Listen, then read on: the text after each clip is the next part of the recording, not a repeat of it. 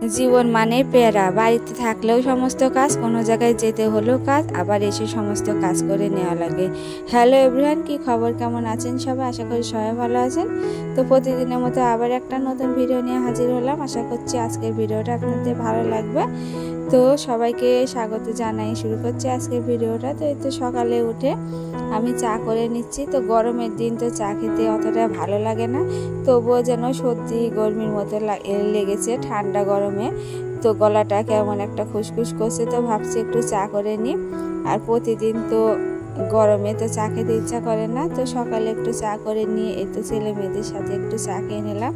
তো চা আমি অল্প পরিমাণে খেয়ে নিলাম, তো বেশি তো খায় নাই। তো এই মেয়েটা আমাকে এত জ্বালাতন করে, এই তো সকালে চা খাওয়ার নাম করে ওকে এই পাটিতে বসিয়ে রেখেছি যে চা খেয়ে ওকে খানিকক্ষণ পরিয়ে নেব, না হলে দৌড় মারবে খেলতে।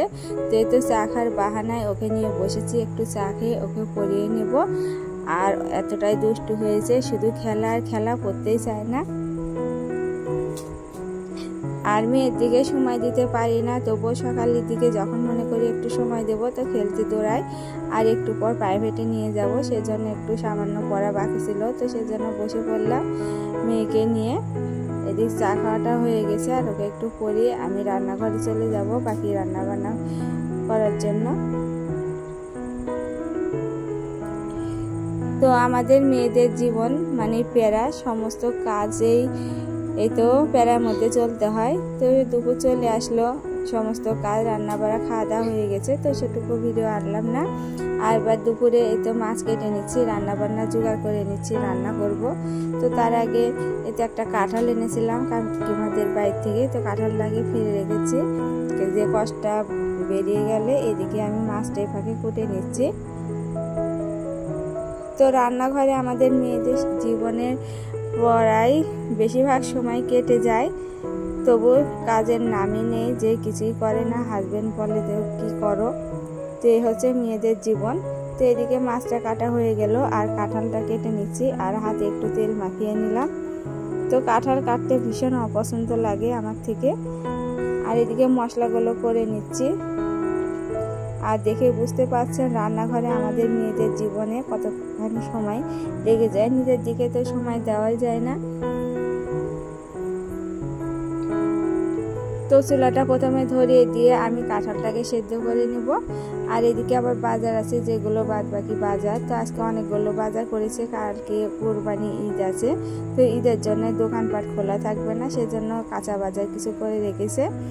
আর মাছ মাংস ফ্রিজে রেখে দিয়েছে এদিকে। আর এদিকে মাছের তরকারিটা কুটে নিচ্ছি। তো আমি রুই মাছটা আলু আর পটল দিয়ে আমি অল্প অল্প করে ঝোল করব, আর কাঁঠালের এই তরকারি একটু মাংস মতো করে রান্না করব, তো খেতে অনেকটা ভালো লাগে। তো এই হচ্ছে আজকে দুপুরে রান্না বান্না। আর কাঁঠালের তরকারি আমার ভীষণ ভালো লাগে, কাঁচা কাঁঠাল। তো আগে তরকারি যখন খেতাম, আমার মায়েদের একটা গাছ ছিল, তরকারিটা খেতে এতই স্বাদ লাগতো, কিন্তু সেই রকম স্বাদ আর পায় না কোনো কাঁঠালে। মনে হয় সব কিছুর মধ্যে থেকে একটা স্বাদ ভাব উঠে গেছে।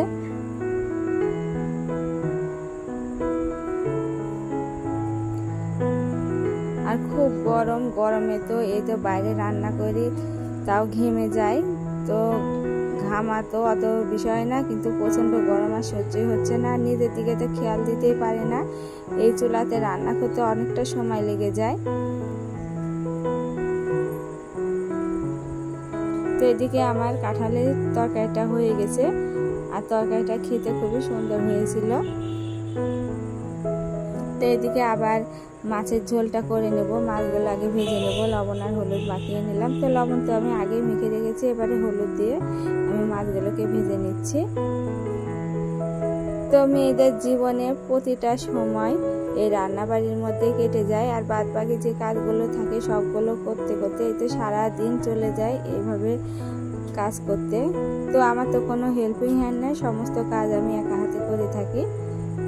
আর মাঝে মধ্যে যে নিজেকে একটু সময় দেবো, একটু বেড়াতে যাব বা নিজে একটু ফ্রেশ হবো, সেই সময়টাও পায় না।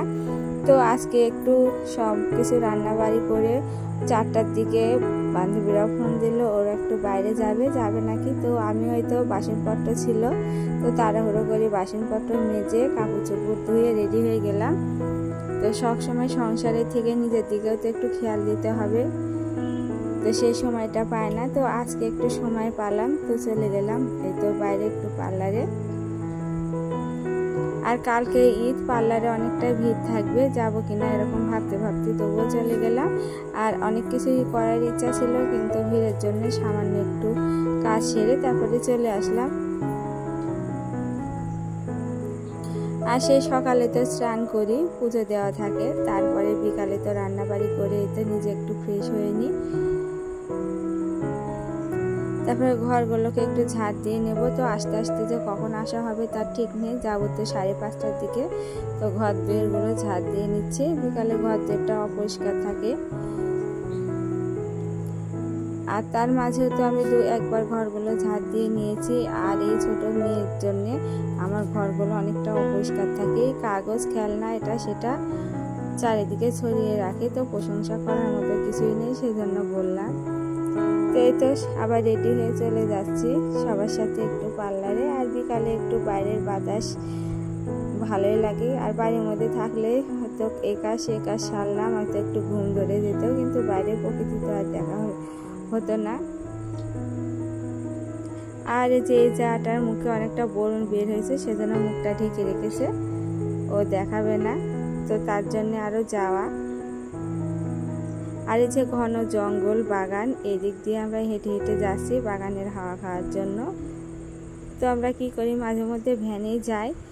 তো আজকে ভাবলাম এই বাগানে একটু হেঁটে যাব। আর বাগানটা অনেকটা সুন্দর, আর আম আছে বাগানে। তো আম দেখতে দেখতে তো হেঁটে হেঁটে সবাই হাসাহাসি করতে করতে যাচ্ছি। আর এই গাছে ফজলি আম ধরেছে, বড় বড় আম, এগুলো দেখতে ভীষণ ভালো লাগছিল। তো আমার গ্রাম ভীষণ পছন্দ। তো আমাদের এদিকে তো গ্রামের দৃশ্য এই কাছাকাছিতে নেই, দূরে গেলে হয়তো আছে, কিন্তু জানি না, আমরা তো অতটা ওইভাবে বের হয় না।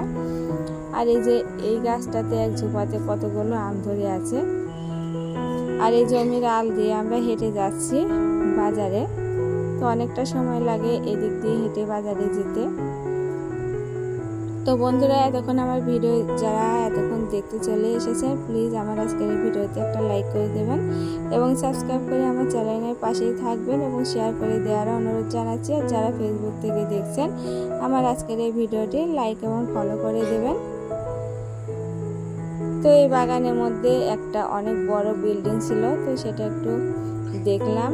আর এইদিকে মেন রাস্তায় আমরা দৌড়ানোর মতো করে পার হচ্ছে। তো ভ্যানে গেলে সেই টেনশনটা থাকে না। তো যখন ফাঁকা ছিল অনেক সময় দাঁড়িয়েছিলাম। তো এদিকে পার্লারে চলে আসলাম। আর পার্লারে যেতে যেতে ভাবছি অনেকটা হয়তো ভিড় থাকবে, আজকে কোনো কাজ হবে না। তো যাই হোক, পার্লারে গিয়ে দেখলাম না, অতটা ভিড় নেই। আর দোতলার উপরে যে পার্লার বানেশ্বরে, তো যাদের সার্ভিস নেওয়ার প্রয়োজন হবে তো অবশ্যই চলে আসতে পারেন।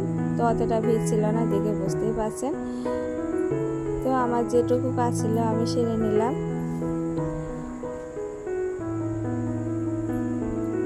আর এখানে অনেক সুন্দর করে সার্ভিস দেয়, বউ সাজানো, গায়ে হলুদের সাজ, সবকিছু এখানে সুন্দর করে সাজানো হয়। ব্রণ তোলা, তারপরে হচ্ছে কান ফোড়ানো, নাক ফোড়ানো, সবকিছু এখানে হয়। তো পার্লারে কাজ সেরে একটু বাজারের মধ্যে চলে আসলাম কিছু কেনাকাটার জন্য। তো এই ছিল আজকের ভিডিও, সবাই ভালো থাকবেন।